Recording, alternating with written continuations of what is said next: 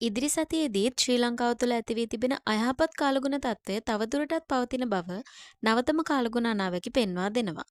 මේ හේතුවෙන් ශ්‍රී ලංකාව පුරා දැඩි වර්ෂාපතනයක් ඇති විය හැකි අතර ශ්‍රී ලංකාවට දකුණින් පිහිටි මුහුදු ප්‍රදේශවලට ඉහළ වර්ෂාපතනයක් පවතින බැවින් එය ශ්‍රී ලංකාවේ දකුණු වෙරළ තීරය කරා පැමිණීමේ අවදානමක්ද පවතිනවා.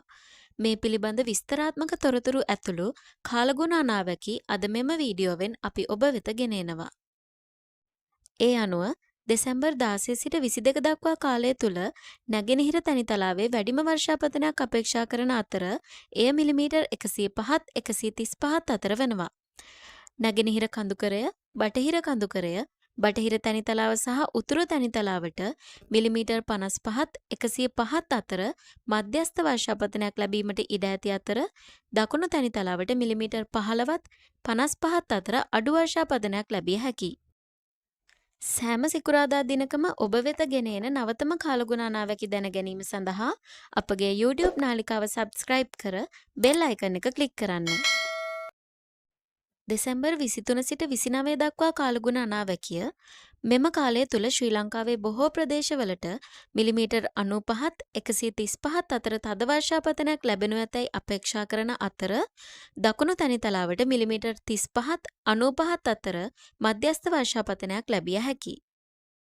මෙහි දක්වා තිබෙන තීරු ප්‍රස්ථාරයෙන් පෙන්눔 කරන්නේ පසුගිය දින 30 ඇතුළත ශ්‍රී ලංකාවට ලැබුණු දෛනික වර්ෂාපතනයයි. එහි මැදයේ ඇති කළු පැහැ රේඛාවෙන් දැක්වෙන්නේ එම දිනට ලැබිය යුතු සාමාන්‍ය වර්ෂාපතනයයි. මෙහි පහතින් ඇති ප්‍රස්ථාරයේ මැදයෙන් ඇති සරල රේඛාවෙන් පෙන්눔 කරන්නේ ගත වුණ දින 30 ඇතුළතදී ශ්‍රී ලංකාවට ලැබිය යුතු සාමාන්‍ය වර්ෂාපතනයයි. අනිකුත් රේඛාවෙන් පසුගිය දින 30 ඇතුළත ශ්‍රී ලංකාවට ලැබුණු වර්ෂාපතනය පෙන්වයි. මෙම ප්‍රස්ථාරයේ සාමාන්‍ය වර්ෂාපතනයට වඩා ලැබුණු වර්ෂාපතනය අඩු නම් එම ප්‍රදේශයේ දුඹුරු පැහැයෙන්ද වැඩි නම් එම ප්‍රදේශයේ කොළ පැහැයෙන්ද දක්වා තිබෙනවා.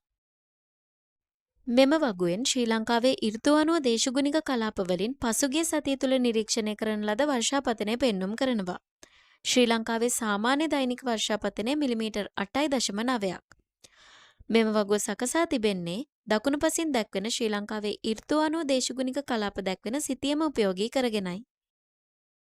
ශ්‍රී ලංකාවේ නිරීක්ෂණය කරන ලද උෂ්ණත්වය දෙසැම්බර් 18 සිට 31 වන දින දක්වා ශ්‍රී ලංකාව පුරා උෂ්ණත්වය සාමාන්‍ය මට්ටමක පවතිනු ඇතැයි අපේක්ෂා කරනවා.